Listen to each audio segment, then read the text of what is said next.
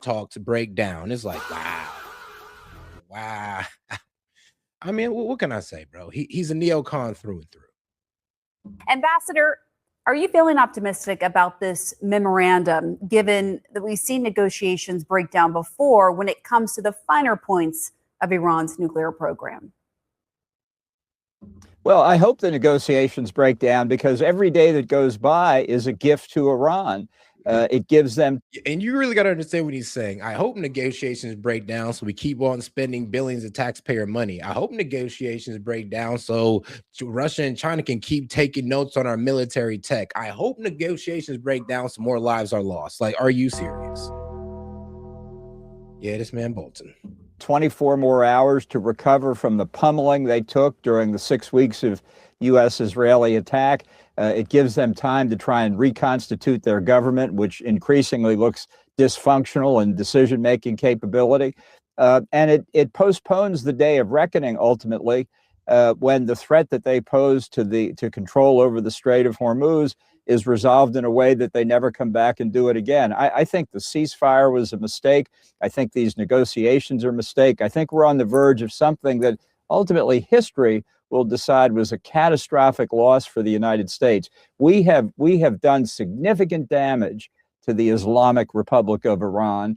And right now we're letting them undo the damage. And that is a real tragedy, not just for us, but for the people in the region too. So yeah, but this is what John Bolton doesn't understand. Is like, yo, we were taking damage, right? Like we weren't just getting off scot-free. Like, remember, we lost 13 soldiers. Hell of a military equipment has been damaged or destroyed. We destroyed some of it ourselves. So, and we're kind of like a bit of an munitions crisis. I know nobody want to admit it, but yeah, we're kind of running low on munitions. So there's a reason why we came to this ceasefire. We're hoping that, we can get some type of peace deal negotiated. Well, at least we are.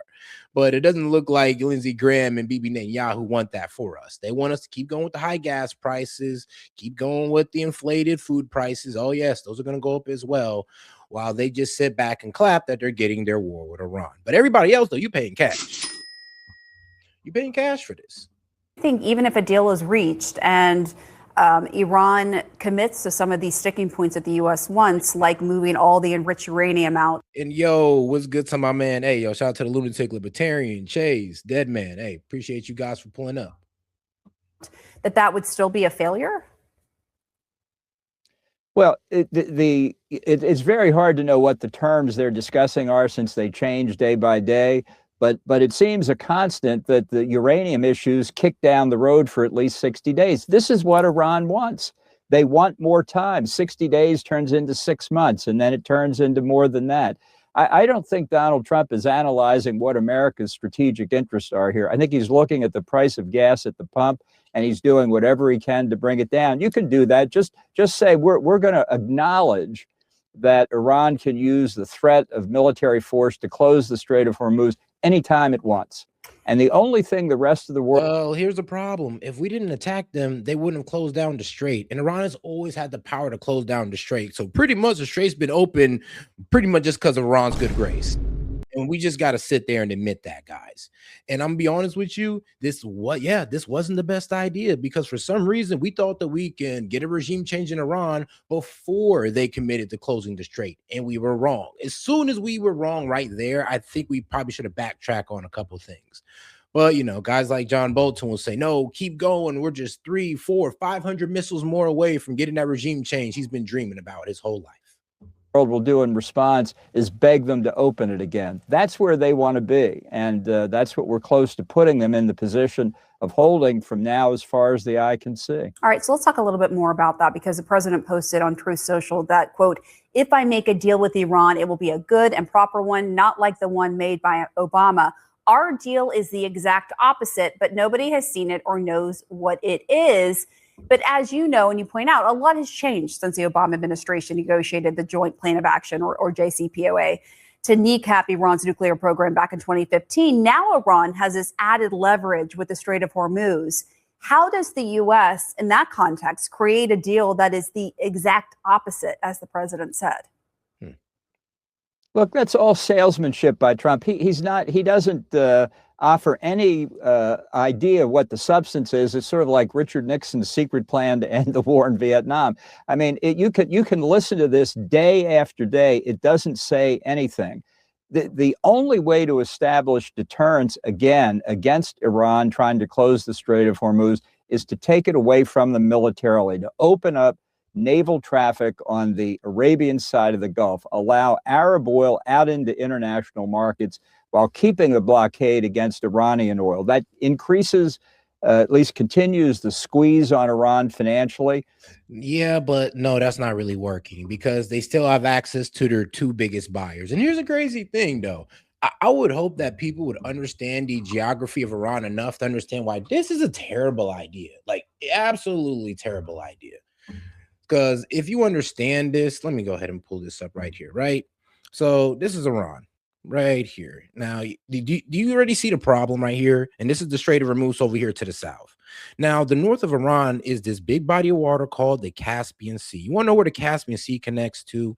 Right into Russia. And then they got this nice little railway in Kazakhstan that we could take right over to China. But here's the thing, though. We don't even got to do all that. We can just use, I mean, they can just use Iran's ally, Pakistan, to ship their oil and whatever products they need right to China, their two biggest buyers. So without the Strait of Hormuz, Iran still have access to their two biggest buyers. Yeah. That's why I keep on saying like this blockade is low-key a dumb idea because it's like, yo, like we can't cut them off from the Caspian Sea, so they still have access to Russia. And I mean, Pakistan, we're not going to bomb them through Pakistan, so they can still get to China. Like, do you kind of see the limitations of this blockade now? All right, then let's go ahead and get back into it.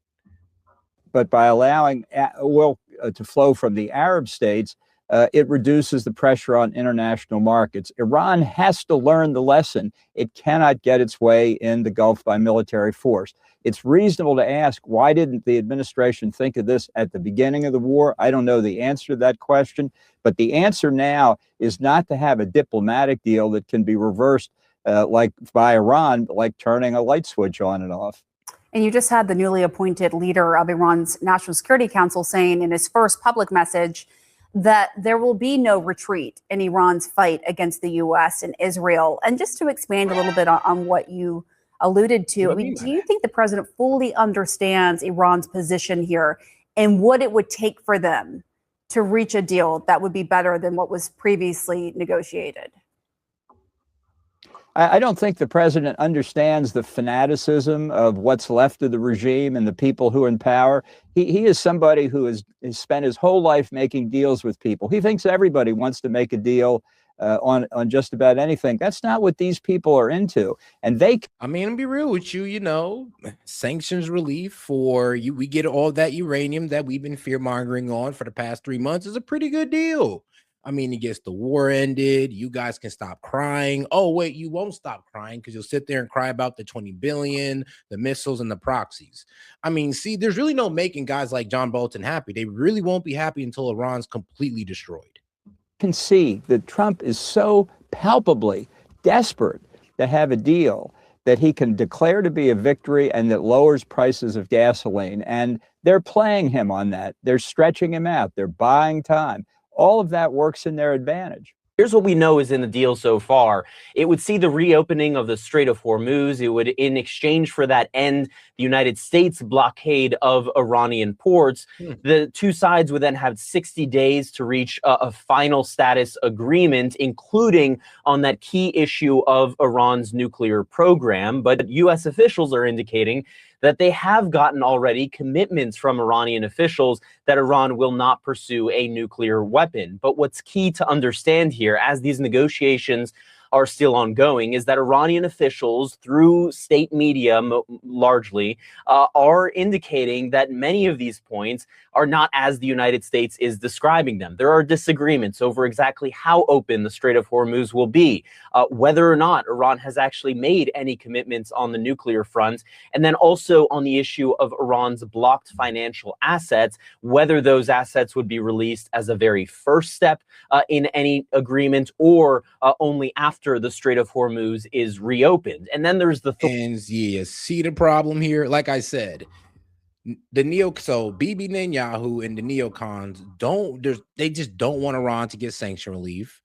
And but here's the thing, and this kind of proves, how they don't really care about the nuclear enrichment. Because they really cared about it, then they would tell Trump, "Yo, accept this deal. We get all the enriched uranium, and we just give them back their money, bro. Yeah, accept the deal." If, like I said, you could tell that's not really their main concern, like they sell it to you. What's really their main concern is honestly, well, just Iran being in power in general, and then of course their missiles and their proxies.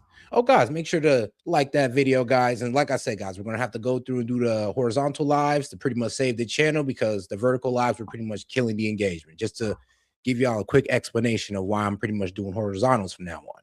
But make sure to like the video, guys. Appreciate the support.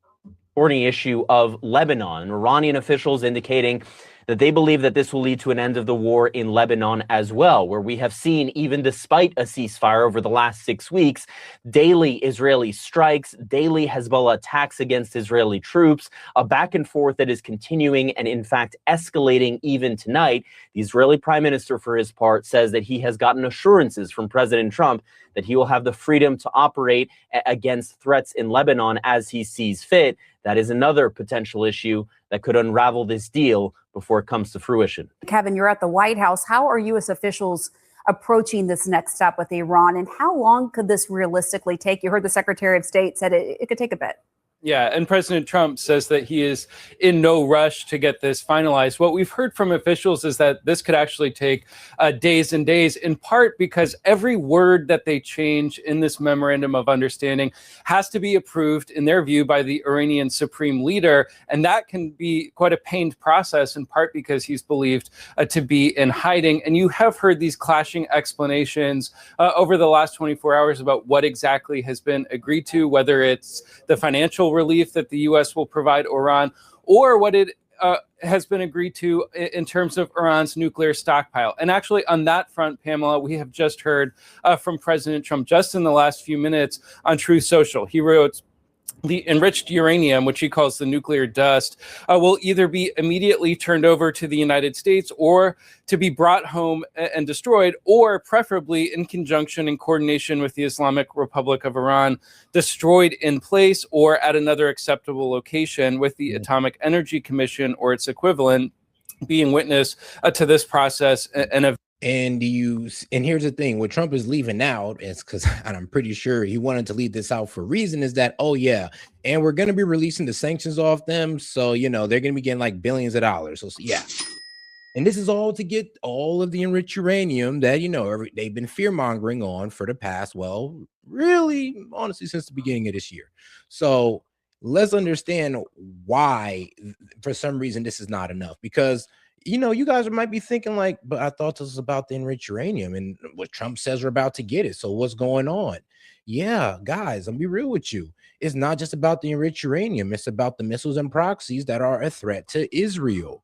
Like I said, if this is all about, oh, what's a threat to America and America first, then we should walk out as soon as we got this secured. But no, and let's be real, we can't get this secured without giving Iranians some of their money back through the sanctions. But if this was about America first, this is all we would need. Obviously, it's not, because we want the missiles and the proxies that honestly aren't a threat to us, unless we continuously help Israel through their conquests in the Middle East. So that message sounds like a red line from the president, but digging into it, it is actually demonstrating a degree of flexibility here. Previously the president has been insistent that the United States take possession of this stockpile. It's almost 1,000 pounds of highly enriched uranium. He just said last week that he thought it would be, quote, psychologically important for the U.S. to get its hands on it. This message suggests that the president would, in fact, be willing to allow it to remain inside Iran if it's destroyed, or perhaps to move it to a third country.